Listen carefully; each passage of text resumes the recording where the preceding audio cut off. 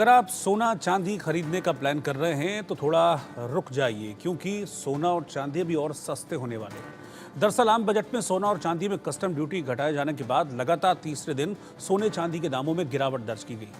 3 दिन में सोना 5,000 रुपये से ज़्यादा सस्ता हो चुका है, यानी कि 5,000 रुपये से ज़्यादा दाम सोने के गिर चुके हैं। सरकार ने सोने पर कस्टम ड्यूटी 9% तक कम कर दी है। बजट के बाद सोने के दाम 68,177 रुपये प्रति 10 ग्राम तक पहुंच गए हैं। 25 जुलाई को सोने के दामों में 974 रुपये की गिरावट दर्ज की गई।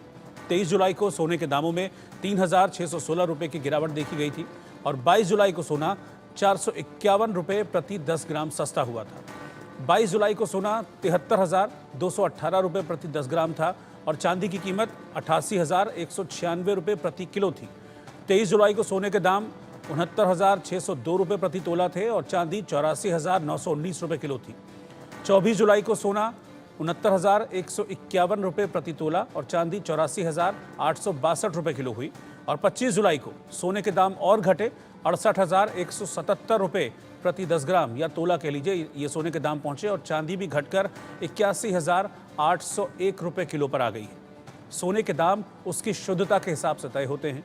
आमतौर पर सोने के जेवरों में लगाया जाने वाला सोना 22 कैरेट या उससे कम होता है और उसकी कीमत और भी कम होती है। जो रेट मैं आपको बता रहा हूँ ये 24 कैरेट सोने के हैं। अगर आप 22 कैरेट पर जाएंगे तो और कम दाम में मिलेगा मार्केट में आपको। मसलन 24 कैरेट सोने के दाम 68,177 रुपये प्रति तोला है, जबकि 22 कैरेट सोने के दाम 62,450 रुपये प्रति 10 ग्राम है। वहीं 18 कैरेट सोने के दाम 51,133 रुपये प्रति 10 ग्राम है। अभी सोने और चांदी की कीमतों में शहरों के मुताबिक भी दाम अलग अलग होते हैं। जैसे दिल्ली में 22 कैरेट सोना मुंबई में 22 कैरेट सोने के मुकाबले करीब 200 रुपये महंगा है, यानी कि मुंबई में सस्ता है, दिल्ली में 200 रुपये महंगा है। बजट में सोने से कस्टम ड्यूटी कम होने के बाद सोने की डिमांड बढ़ने की संभावना है। मार्केट एक्सपर्ट्स ये कह रहे हैं कि शादियों और त्योहारों में सोने की डिमांड में भारी बढ़ोतरी देखने को मिल सकती है।